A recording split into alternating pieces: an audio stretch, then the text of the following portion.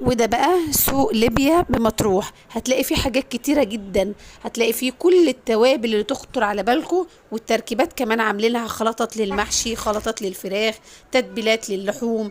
كل الحاجات دي طبعا توابل طبيعية ريحتها فريش جدا، يعني عاملينها بطريقة طبيعية حلوة، وتركيبات خاصة بيهم. هتلاقي مستحضرات التجميل، كل اللي يخطر على بالك، هتلاقي الصبغات، هتلاقي كل الخلط، عاملين خلطات حلوة أوي، زيوت طبيعية لمعالجة مشاكل الشعر والبشرة.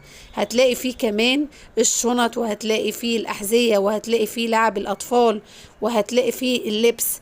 هتلاقي فيه الزيتون، سواء كان مخلل او زيتون للاكل او زيتون للسلطات. هتلاقي فيه زي ما انت شايفه التوك بكل اشكالها، والدبابيس والحاجات دي اشكال مميزه جدا. هتلاقي فيه اكسسوارات، هتلاقي فيه لبس بدوي، هتلاقي فيه كمان لو عروسه بتجهز هتلاقي كل اللي هي عايزاه للمطبخ.